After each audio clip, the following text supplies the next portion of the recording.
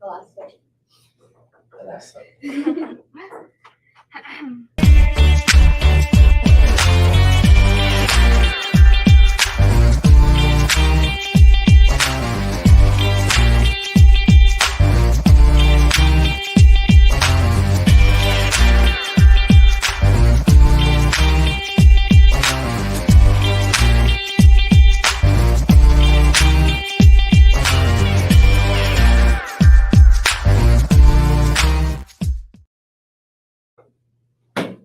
Ooh. Did you play basketball? I did. Wow. What position? Everything. But point guard. What, point guard? No, I was the point guard, Oh. but I played everything. So is this live on video and audio? Yep. Yes. Our Oh, so cameras they can are actually like- see me with the basketball. They can. They will. Just don't spill anything. Wow, it's organic. That's I'm just saying, if you make it in the basket, it'd be really cool for everyone to see. No pressure. There's no camera going there. No. Nah, I don't know.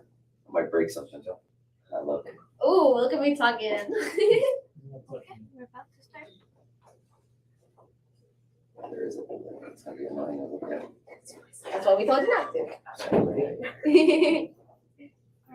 Good afternoon, ladies and gentlemen. You're tuned in to the Nest Radio Station podcast, your source for engaging conversations about our community led by students. I'm your host, Sarah Mean, and today we have a special topic to delve into, community support. Now, as we all know, the month of December is the month of giving back. Our community is fortunate to have various organizations and individuals whose mission is to give back to our community and see our community thrive. Today, we have the privilege of sitting down with the Chief Executive Officer for LAHC, Mr. Wasim Mahfouz, Hype Athletics founder, Mr. Ali Sayed, and the Development Director for Access, Mrs. Mian Sobah, to discuss the important work each organization does for our community. All, thank you. Welcome to the show. Thank you. Thank you for having us. Of course. It's great to have you all here, and let's dive right in. To start, could you all give our listeners a background of yourself as well as your involvement in our community that got you to where you are today? Mr. Wasim Mahfouz, we can start with you. Absolutely. Thank you so much for having me and for the opportunity to be here today. Thank you for coming. My name is Wasim Mahfouz, and I am a proud immigrant. I immigrated to the United States 22 years ago, and before that, I came from Lebanon, and my community involvement started when I was very young. I believe this is something that has been instilled in me at a very young age. I was a volunteer paramedic with the Lebanese Red Cross, and when I immigrated to the USA, I wanted to join an organization that makes me feel home, far away from home, and be involved in the community. So I chose LAHC, and I joined as a volunteer, and then a few months later, I was offered a work position with the organization. It was a part-time position, and then from there, 2 years later, I became executive director, and I believe that the rest is history. I've been with the organization for 22 years. And today I'm the CEO. I work alongside a group of dedicated team members that come every day to work to do great things and serve the community. Thank you for everything that you do for our community. My name is Mian Sobah. Thank you for having us and bringing us together here. I am the development director at Access. I've been with the organization since 2018, since I came from Beirut to Dearborn. I was actually born in the US, and at 3 months, my family moved back to Lebanon, but in my early years, it was between Lebanon and here.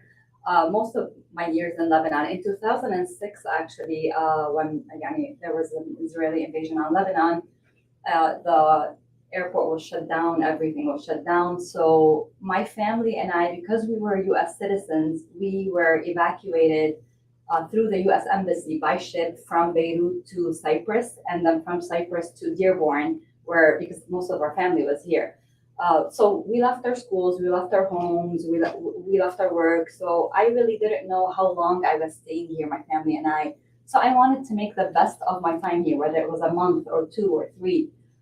So I wanted to volunteer at a place to get to know my community better. So my mom actually told me that people say that Access helps people get jobs and volunteer opportunities. So I went to our Schaefer office right here in Dearborn. trying to look for a volunteer opportunity somewhere in Dearborn Heights area. And I use our lab room right now, which is still here. You know, you can go use the computer and see the volunteer opportunities there. And I found a few of them, and one of them was a volunteer opportunity at Access itself. So I applied, and that was in 2006, working with our current president and CEO. Her name is Maha Frey. She was in the accounting department running the capital campaign for the Arab American National Museum that was recently established. So I worked with her for a few months, but it was a very eye-opening because I've always wanted to become a journalist, politics. You know, I never imagined myself in nonprofit, whether it was volunteer or working. That was new to me, but it was an eye-opener that I wasn't really working with clients themselves. Like I wasn't doing the social services part or the health part that my colleagues were doing. I was doing the fundraising and back-end part, but I was seeing how this work was making things possible. And it was really beautiful. A few months later, I went back to Lebanon. I finished my journalism degree and I worked for 12 years at Al Jadid TV and broadcast. News, yeah, so I'm... Your experience. Yeah, with I'm this. quite a few. Sounds like her home. They probably listened to you multiple times in my house. And then in 2018, when my family and I decided to come back to the US, the first thing I did, I remember I was still in Lebanon, but I wanted to make sure that I looked for work as I was making the transition. I went on the Access website because I kept my relationship, you know, I would see the new programs they had and everything. And I was looking for a job in the communication department because that's where I thought I really fit. And then under the communication, there was development officer, right, CD, and the position is what Maha was doing as I was volunteering with her, and I loved it. I applied, and the rest is history. I am here today after 6 years, working with a beautiful, beautiful group of people and a beautiful community that I wouldn't trade for the world, actually. And we actually had the privilege of having Meha on Yes. one of these podcasts. It's actually our first podcast, so we're really honored to have you here too. Thank you so much. Of course. Wonderful. So I guess I'm up. First, let me thank Star International and the Nest crew. Everything that I do and everything that I think I can speak on your behalf as well. Everything we do is for you, for the kids of our community, the future leaders that we're praying lead us and make the right decisions for our families as well. I'm sitting here in front of two great leaders in our community. I don't know if you knew this, but I was a LAHC Dearborn Stars soccer player as a kid. You know, that was what kept me out of trouble, I would say, you know. And being born in the South End, Access played a huge role in all of our lives as immigrants. I was born in Dearborn, but my family immigrated from Lebanon, the south of Lebanon. And like any other immigrant family, they struggled to provide, struggled to work. And it's something that we're all proud of because it made us who we are today. You know, today I serve as the founder and CEO of HES Athletics. It's a title. I absolutely love what I do, and that is focused on strengthening the infrastructure of our families and our youth and our community by way of all the sports programs, education programs, social services, mental health, behavioral health, substance abuse, all the health and fitness programs that we offer. And it's been a blessing, primarily because I do what I love to do. I don't regard it as a job. HES today employs over 200 individuals between our Wayne location, Dearborn Heights, and Belle Isle. And we host well over 250 to 300 programs, depending on the type of programs annually. And like LAHC and Access, we don't walk around with signs telling everyone what it is we do. We don't do it for profit. We do it for our profit is the number of people served and the outcome of the people that we serve. So I thank God every day for this opportunity. Today, HES is 23 years old, come April of 24, and started off at a park as an idea, to have a 3-on-3 basketball tournament for me and my boys, and it truly blossomed from a seed into a very large, fruitful tree that has fed the community and provided services for Arab, non-Arab, from all over the region. And it's something to be extremely proud of. And it wasn't something that I can say I've taken all the credit for. HYPE is an organization, and I say it repeatedly, that it's for all of our families, all the businesses that supported us, all the community leaders that stuck up for us, and provided us with opportunities. It's for all of us to celebrate. And I can say the same probably for Access and the LAHC. I'm proud when LAHC does well, and I'm proud when Access does well. We are one organization, if you look at it, because we're doing the same thing, alhamdulillah. So that's my introduction. I hope that was good enough. It's a really impressive journey from all of you. Thank you for sharing. Can you please give us and our listeners an overview for your organizations and their role in our community? Mr. Ali Sayed, we can start off with you. An overview and the role, correct? Yep. So HYPE Athletics focuses on two major components. The first component being athletics and fitness for youth and adults. Those include all the sports camps, leagues, and tournaments. We also host a variety of over 100 fitness classes a month, and we have access to fitness programs and fitness activities for youth and adults. Our second component focused on social services includes tutoring, mentoring, counseling, substance abuse prevention, career development, health education, vocational training, life skills. I guess I can make the announcement because we're just a month or two away, but we're opening up a mental health and behavioral health office in the city. Heard it first on the net. Heard it on the net. Heard it on the net first. There we go. So that's basically who we are, what we do, and why. And the second question was the role, correct? The role in our community is simply to provide services, to provide support by way of all the programs and services we offer for youth and adults, and to be the legs that our future generation can stand on, lean on, and use whenever needed. Access is a 52-year-old organization that started here in the south end of Dearborn, like Ali said, to assist the Arab community that was coming from the Middle East and North Africa to adapt to life here in the USA. And it was a volunteer-run organization, supporting just people and their basic needs, whether they needed a paper to translate it because they were having language barriers, or they needed to apply to health insurance, or put their kids in school, or learn how to get a driver's license. Eventually became an organization that services everybody in Southeast Michigan, diverse clients. We have over 120 programs, 10 locations in 5 different cities. We have about over 520 staff that speak 26 different languages because of the communities that we serve. So regionally, we work regionally and nationally. Our regional work, we work with individuals, families, and communities, assist them improve their lives and empower them in a holistic approach.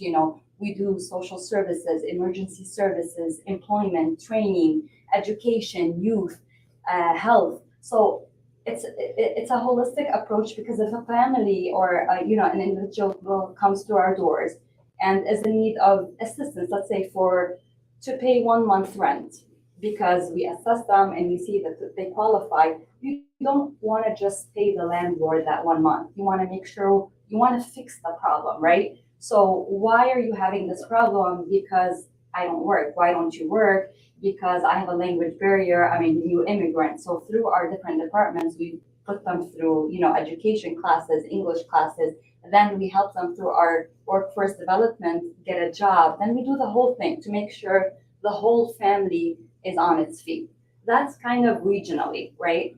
Aside from the regional work that we do, Access is the mother organization of 4 national institutions that work on a national level, right? And the national institutions are more targeted toward the Arab American community, empowering and strengthening the Arab American community. Our regional is for everybody. The national is more towards the Arab American community, and this is through the arts, philanthropy, advocacy and civic engagement, and research.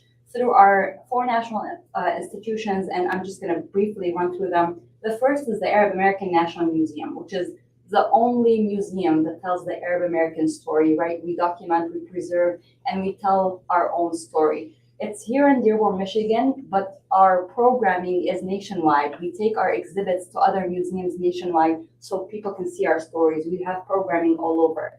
The second institution is called the Center for Arab American Philanthropy, which is the only Arab American community foundation in the nation. This is an institution that shows the impact of Arab American giving, why it's important to give together. Giving is not only money-wise, volunteering, our time, our efforts everywhere. So this institution gives Arab Americans nationwide all the tools and resources that they need, whether how to open a scholarship fund, how to give to other funds, how to give nationally, internationally, to make sure that they are as strategic as possible in their giving. Our third national institution is called the National Network for Arab American Community.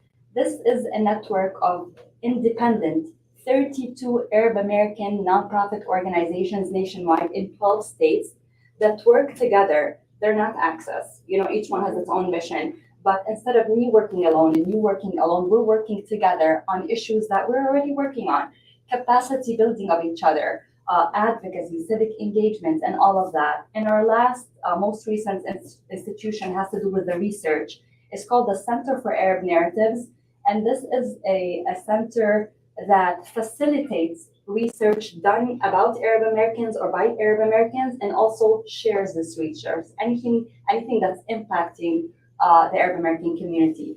And one last thing I just want to mention also, this is something like regional. We are also opening, and we have launched to open soon, inshallah, a comprehensive substance use disorder treatment center. That will be here in Dearborn, bordering Detroit, and it will be culturally and linguistically sensitive to our community, serving everybody, but specifically culturally and linguistically sensitive to our community. It will have a crisis stabilization unit. It will have inpatient detox. It will have a short-term residential for those that require further treatment, and it will have all of the regional services that I just mentioned Access has outside: employment, social services, health, legal, all of this. It will have that part specifically for the clients of this institution only. So, inshallah soon. Very impressive. Great work. That's awesome. And I think one thing you will notice today is like the common denominator is community service, investing in our youth, our families, and make a difference. And this is what brings us together, not just as a community, but also as community organizations. And LEHC, similar to HYPE and Access, we are a 40-year-old nonprofit organization that was founded in 1982 as Lebanese American Heritage Club. And the goal was to attract youth to soccer. And this is what Ali referenced in the beginning, and celebrate our Lebanese ancestral heritage and the great way of living here in the United States as proud Americans.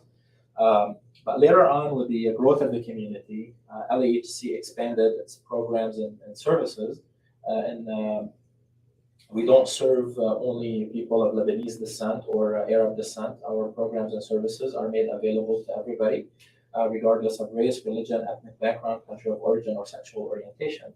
And that's why it was extremely important 10 years ago to rebrand the organization and change the name legally from Lebanese American Heritage Club to Leaders Advancing and Helping Communities. We kept the acronym LEHC because we want a name that is inclusive and inviting, for everybody that believes they require a certain type of service to feel welcome and supported.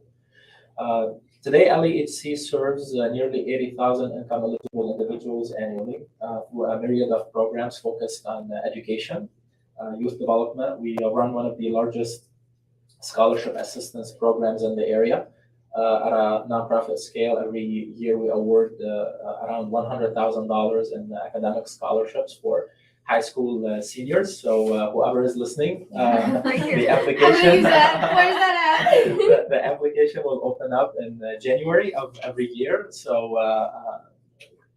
make sure to mark the date down. And we also have a youth leadership bridge to college program, which empowers youth to choose a career. We provide resume building, workforce development. We also have a substance use prevention program, and we collaborate with HES and Access. As a matter of fact, one thing we're big on is we do not duplicate services. We complement each other as community organizations. And people, sometimes ask, well, HYPE has a substance use prevention program, and Access has a substance use prevention program. So are we duplicating services here? And the answer is simply no, because there's a huge need out there in the community. And LEHC alone cannot do the work. And I, believe that Ali and Mayan share the same sentiment with me, that Access alone cannot do the work and HYPE alone cannot do the work, because there is a huge epidemic out there and it's taken the lives of our youth, right? You hear of overdose and you hear of mental health, and the more the merrier. And that's why we come together to the table and we work, we collaborate, that we're not duplicating services. We're kind of sharing the spinal line. We say, like, you guys take this group of youth and you work with, and we take this group of youth and we work with, and this is how we're able to make a difference in the community. We also have a mental health program focused on recreational therapy, and this is a wonderful initiative that we launched 2 years ago in the 3 school districts, and we're expanding now. And what this program does, it works with youth who are facing anxiety, depression, suicidal thoughts, food disorder, and it's a wonderful program that has impacted many lives thus far. We also have a program that works with children on the spectrum and with developmental disabilities. It teaches them life skills and how to work in a group setting.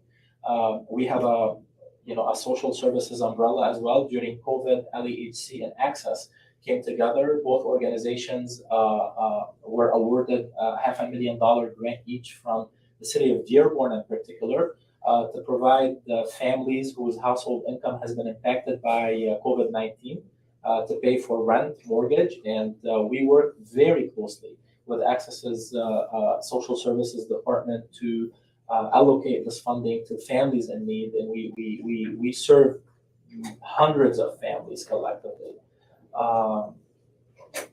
This is what we do. Hearing all this great work you guys are doing, I feel so reassured to be a part of this community that's helping us. All your organizations are supporting us and building this up. I know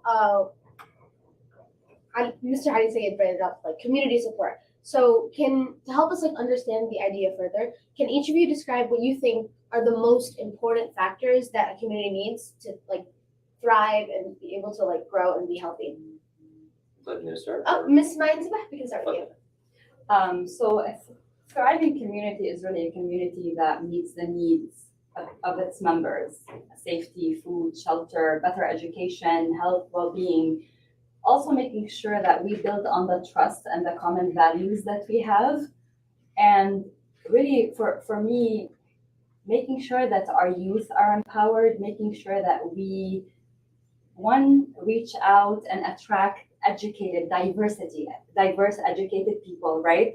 And also retain these people around us and make sure that they are okay, they have everything that they need, that's really a big deal to us. And for us as an organization, and for all of us as organizations, really, we're making sure that these people who don't have the access or the programs that they should feel safe, they should have a home, they should have them, right? That's the first part. The other part is how to empower them after they do, because they have healthy bodies, healthy minds. They can be part of this community in whatever way they possibly can. So it's really mostly affecting our youth, empowering our youth, making sure we educate our people, and that we are strategic as a community. By the way, we're a beautiful community. We're philanthropic. We're educated. We know what we want to do.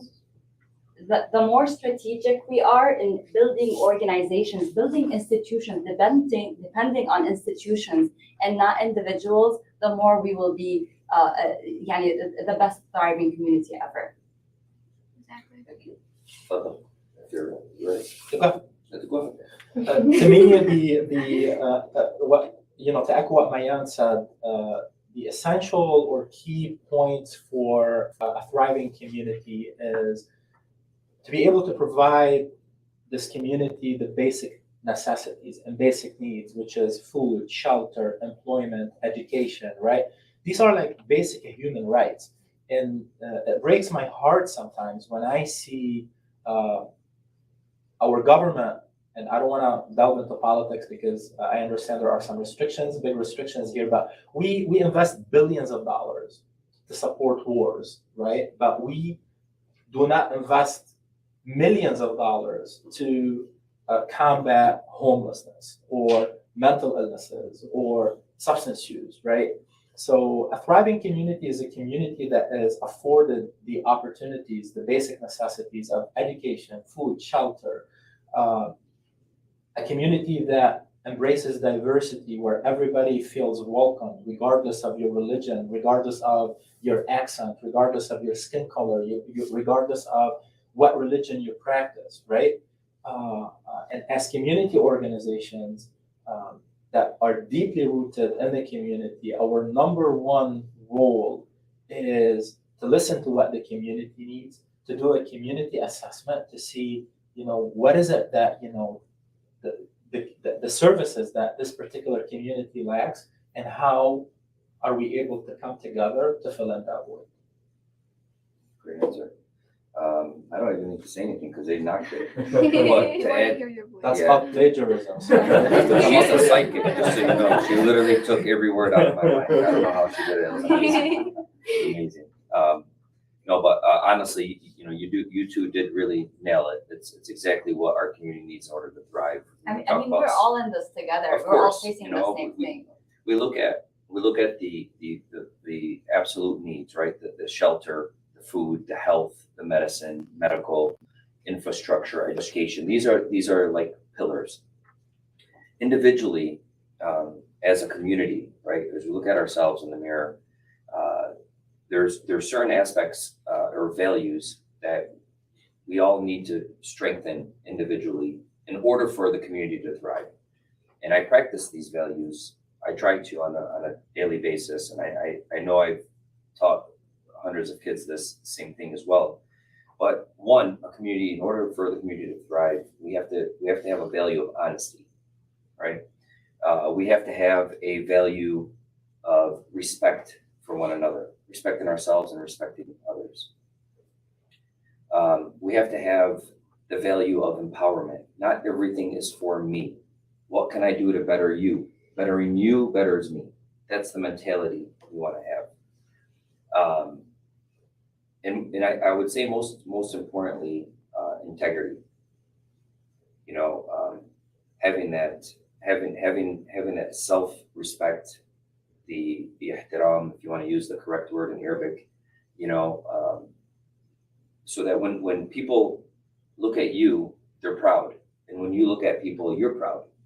As we all are looking at you, young students, we're proud with that. So I echo obviously what you both mentioned, because it's absolutely accurate. There's an importance for any type of community to have these valuable, tangible assets, but the intangible assets as well are something that we need to really focus on, so that we better ourselves, and then in tech will follow and better the community, inshallah. Inshallah. Well, those were all great points, and it's safe to say that our community would not be the same without all of your organization's contributions. At this time, we're going to take a short commercial break. And sticking with the theme of community support, here's Banan Wala Ajo by Nancy Ajram. ولا جو Yeah. ولا جو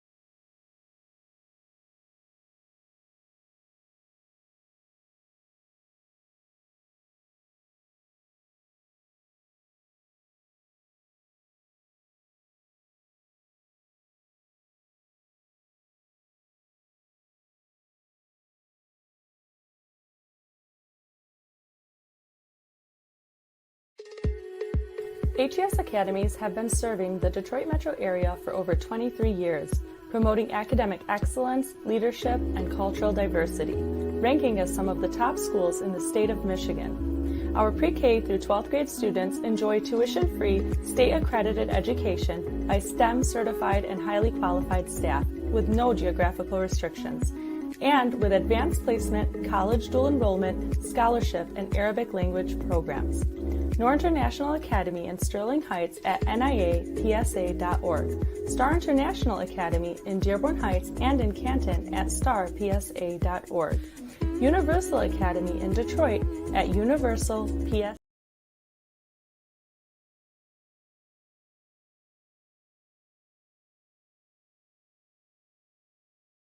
Okay, welcome back to the Nest radio station. I'm your host, Sarah Mean. Honorable community leaders, thank you all for sharing your thoughts. Aya, the floor is all yours. Thank you, Sarah. Your organizations play an important role in shaping younger generation. Based on the programs each of your organizations is responsible for, can you share with us your goal you have for the youth in our community and how youth and students can be more involved in giving back to their community? Mr. Wissam Mahfouz, we can start with you. Absolutely. So education and youth empowerment has been a jewel in our crown since our inception. As I mentioned, LEHC started as a summer club 40 years ago to attract youth. And today, I believe 80% of the programs that we offer at LEHC are geared towards youth. I mentioned our scholarship program, which we've invested over $2 million in academic scholarships to support youth and empower them seek higher education the past 40 years. We have our Youth Leadership Bridge to College program, which attracts also youth such as yourselves. We teach them life skills, diversity education, college preparation, resume building, community service. Our substance use prevention program is geared towards youth. Our behavioral health program is geared towards youth. Our healthy living program, which also empowers youth to maintain a healthy lifestyle. We teach the nutrition and physical fitness education, and then we send them to Hive to get a gym membership. So see how it works. Partnerships. Partnerships. So, and I guess the like the number one thing is how you pay it back, right, and how you pay it forward.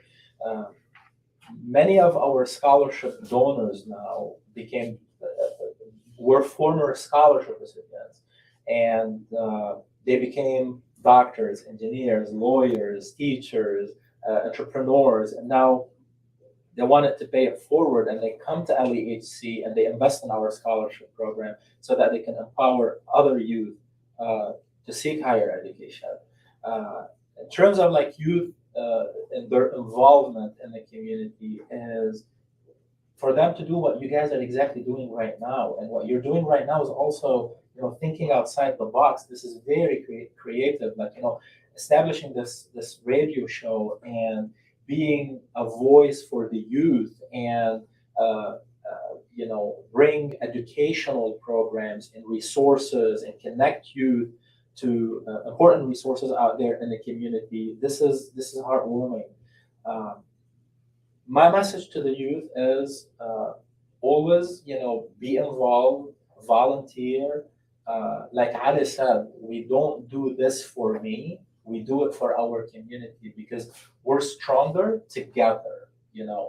One hand alone cannot clap. We are community organizations, but if we don't have the backbone of our organizations, which is the youth, that we do everything in our power to serve and to support, we can't do our work. And really, we can't have all this without you guys. Your organizations are incredible, literally incredible. You guys, Wallah, mashallah, I echo what he's saying about not just having a voice for you guys, but this is the first time since I came from Lebanon 6 years ago that I sit with you and Ali at the same table. And this is beautiful within itself. We're learning more. You're bringing us together. So thank you. For us as an organization, we are also big on empowering the youth and making sure that all our programming, all the youth, the underserved youth specifically that we serve, have access and have the programs that others have, right? Whether it's sports and recreation, whether it's financial literacy, whether it's the more than 16 scholarships that we have, everything. But one of the major goals for us as an organization in the next 5 years is specifically building on the leadership of Arab American youth. And this is to make sure that our youth understand and are part of everything that's happening and impacting our community. And I'll just talk about one or two of the programs we have towards this, which is we have a youth advisory council that has a lot of say in the programming and the activities that we do towards the youth. We have a program called the Teen Grant Making Initiative, TGI. And this is, and I know some students from STAR were part of this. This is for high school students. It's the only actually program in the nation that is just dedicated to Arab American philanthropy, youth related, right? So the youth for over 9 months, they come together, meet every month with our mentorship. They do their own assessment of the community. They go out and see what the need is. They come back and say, we want to fundraise for A, B, and C, because that's what the need is. They go and fundraise. We train them, right? We educate them. They go get the fundraising. And with every single dollar that they raise, they make the decision where to grant this to. So they do the whole process of philanthropy. That's just one. Another program that I just want to briefly mention is the Arab American Leadership Program. This is a program for Arab Americans, young Arab Americans who are interested to do summer internships in state or federal government agencies.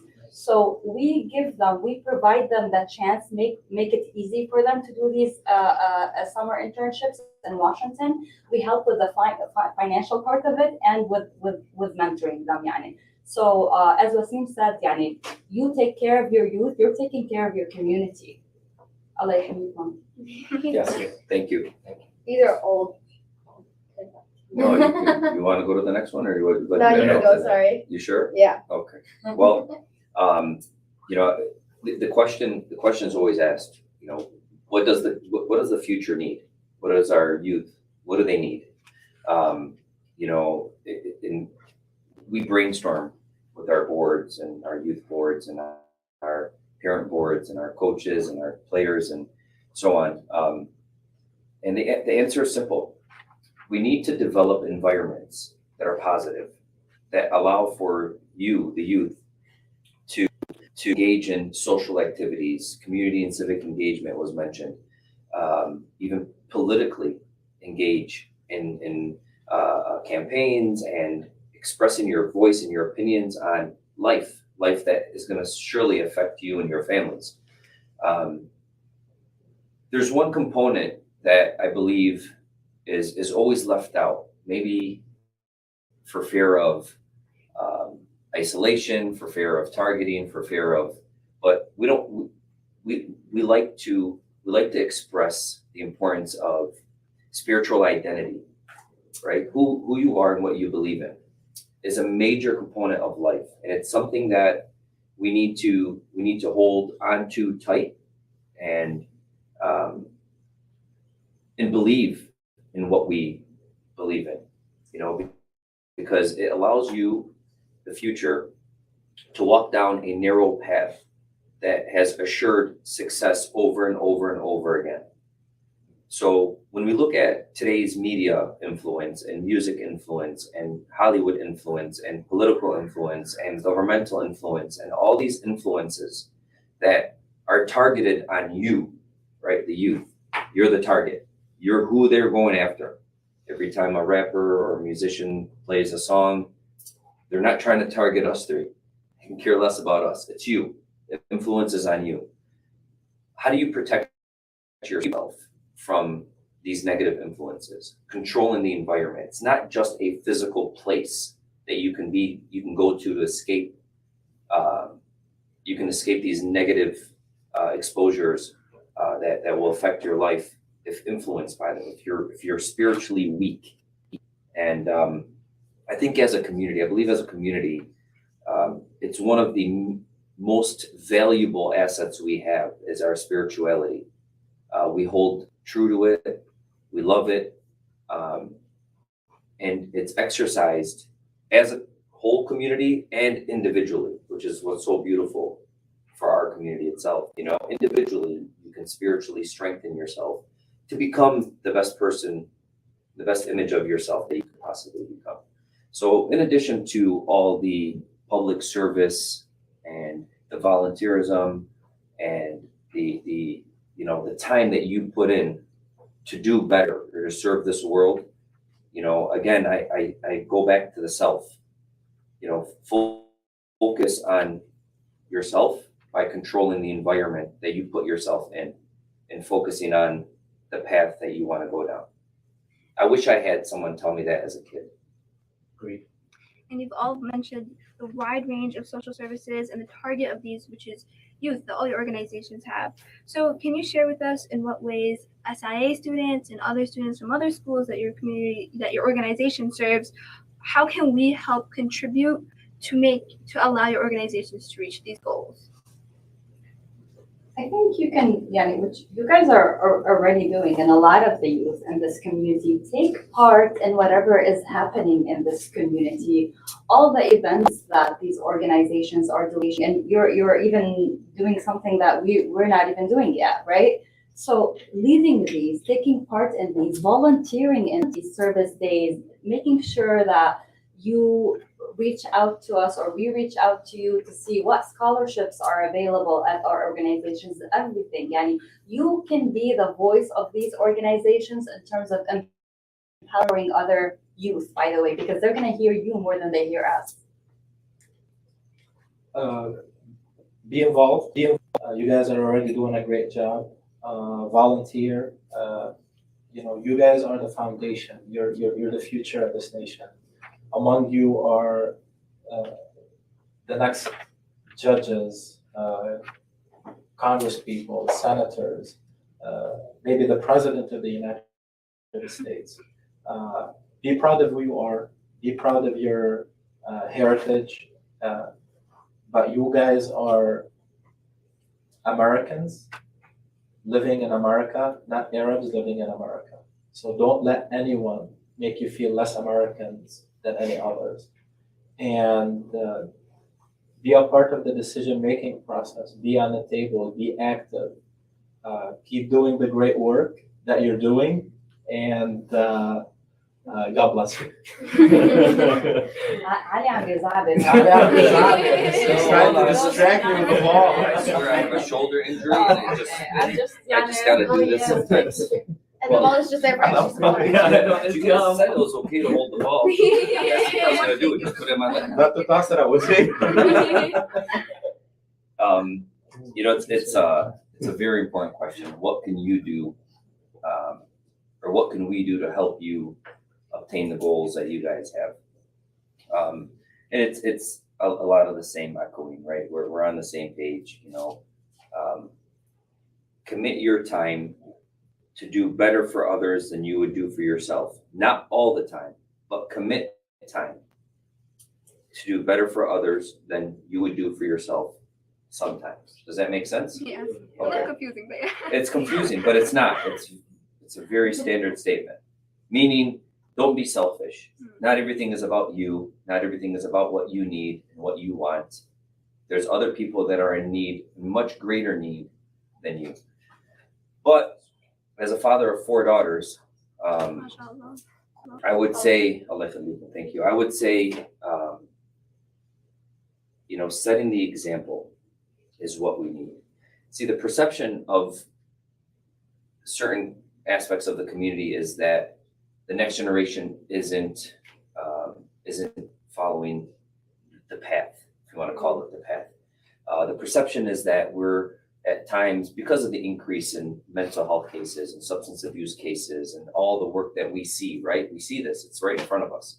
The perception is that we're losing grip, right? But in reality, when I was in high school, we never had one kid go to Harvard, right? Now we have multiple. We never had one kid to go to any Ivy League school.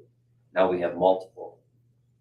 There wasn't an influx of dental student, Arab American or Muslim American dental students, optometrists, doctors, surgeons. Now we do.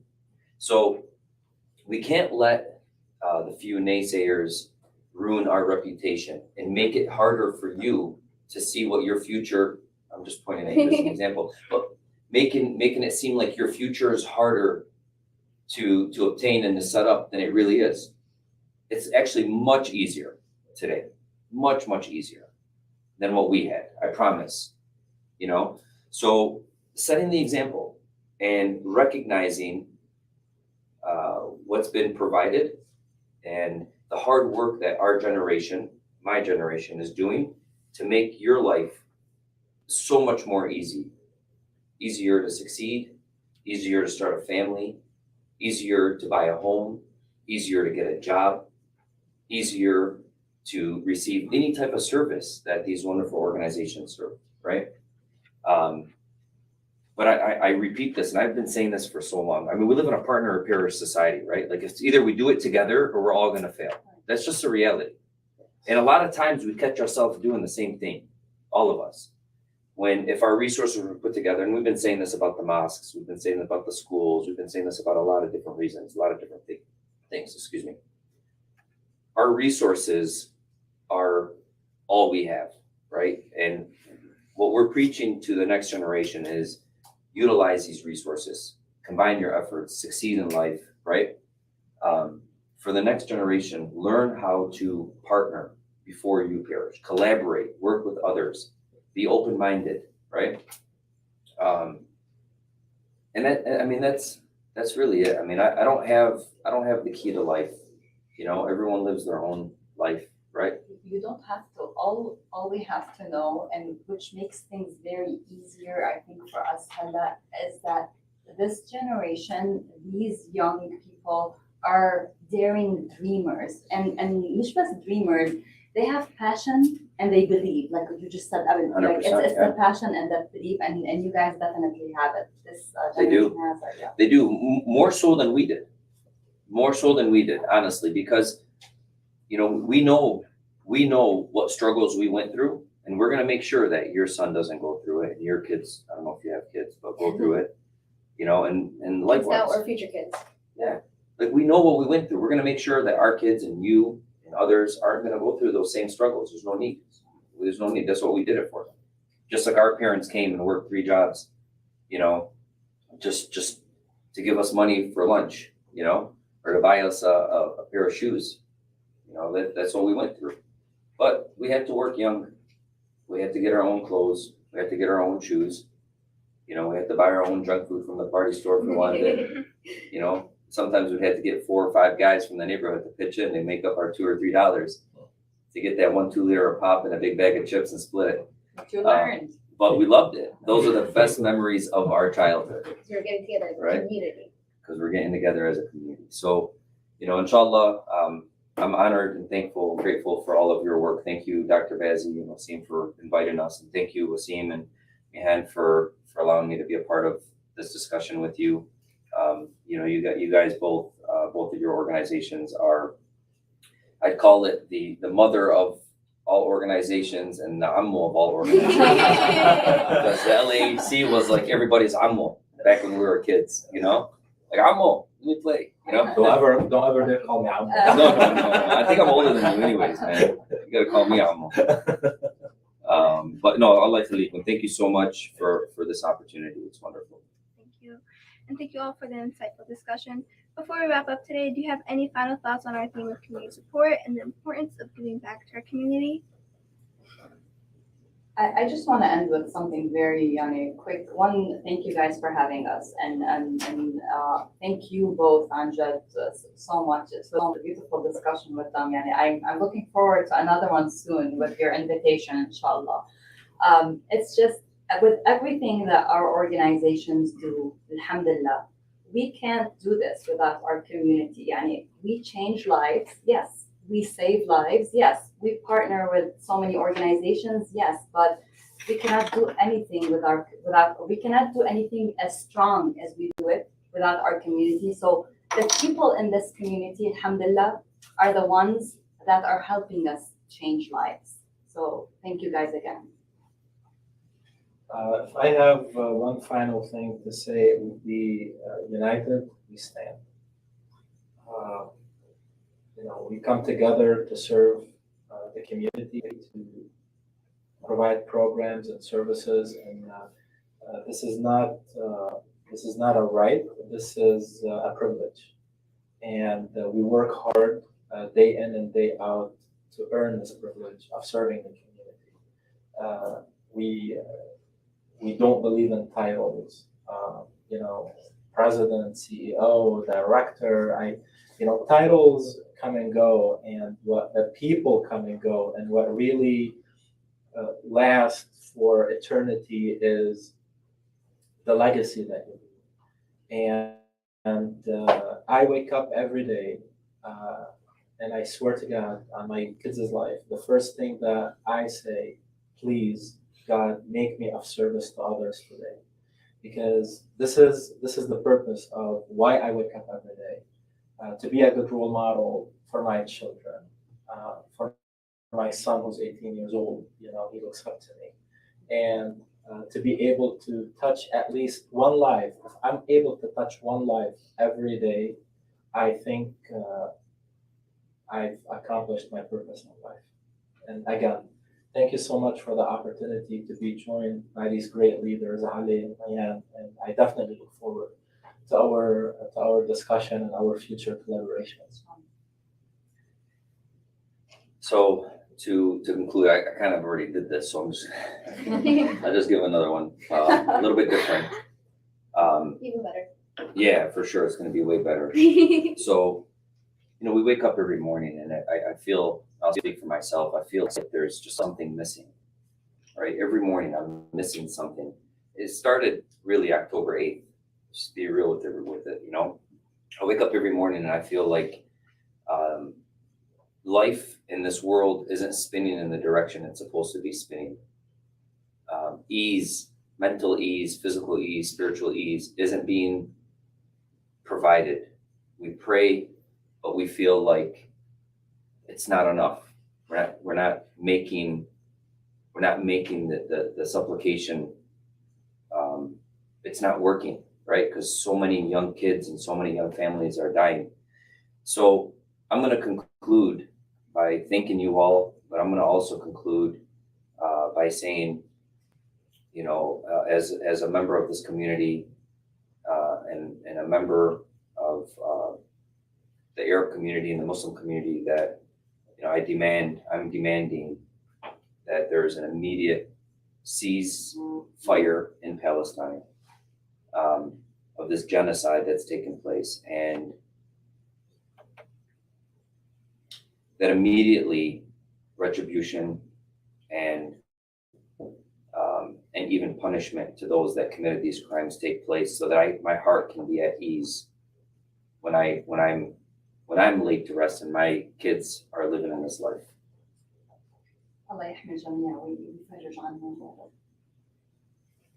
Well, that wraps up today's episode on the Nest Radio Podcast. Thank you all for tuning in, and a big thank you to the community leaders for joining us today. Remember, you can always reach out to these amazing organizations to give back to your community this season. If you enjoyed today's episode, don't forget to subscribe to our radio station, leave a review at siradio@startpsa.org, and share the station with your friends. We'll be back soon with another exciting podcast, more fascinating discussions, and of course, to bring you today's hit music and more. This is Sarah Mean signing off from the Nest Radio Station. Ma salama to you all. Thank you. Good job, guys.